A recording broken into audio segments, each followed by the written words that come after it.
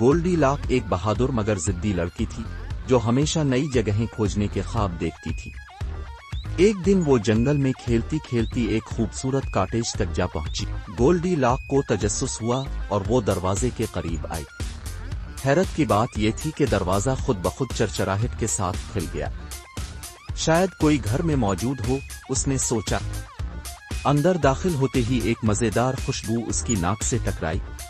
میز پر 3 پیالے رکھے تھے جن میں سے بھاپ نکل رہی تھی۔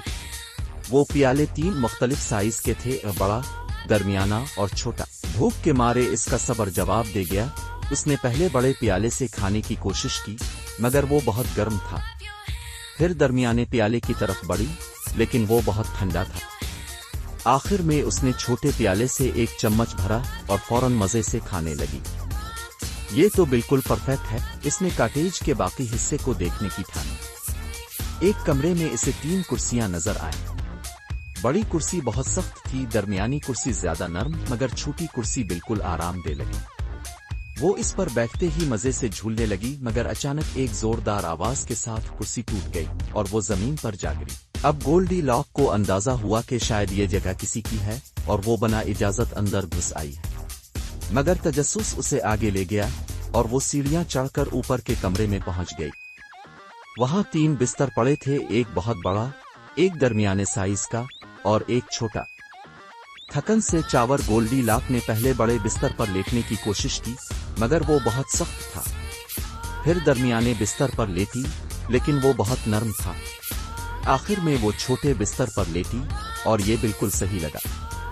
آنکھیں بند ہوتے ہی وہ گہری نیند میں چلی گئی، لیکن تبھی دروازہ دھیرے سے کھلا اور 3 بھالو اندر داخل ہوئے، بابا بھالو، ماما بھالو اور چھوٹا بھالو۔ وہ حیران ہو کر اپنے کھانے کی طرف بڑھے۔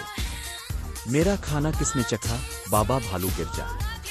ماما بھالو نے بھی حیرانی سے اپنے پیالے کو دیکھا مگر چھوٹے بھالو نے چیخ کر کہا، میرا کھانا تو پورا ختم ہو چکا ہے۔ پھر وہ اپنی کرسیوں کی طرف بڑھے اور دیکھتے ہی دیکھتے چھوٹے بھالو نے زور سے کہا، میری کرسی ٹوٹ چکی ہے۔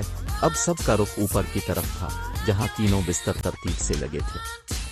بابا اور ماما بھالو حیرت سے اپنے بستروں کو دیکھنے لگے مگر چھوٹا بھالو اچانک چلایا، میرے بستر پر کوئی سو رہا ہے۔ گولڈی لاک کی آنکھ کھلی اور سامنے 3 بھالو دیکھ کر اس کی چیخ نکل گئی۔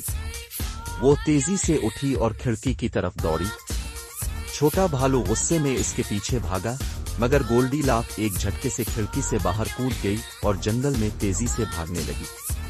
بھالو حیران کھڑے تھے جبکہ گولڈی لاک سانس پھولتے ہوئے اپنے گاؤں کی طرف بھاگ رہی تھی۔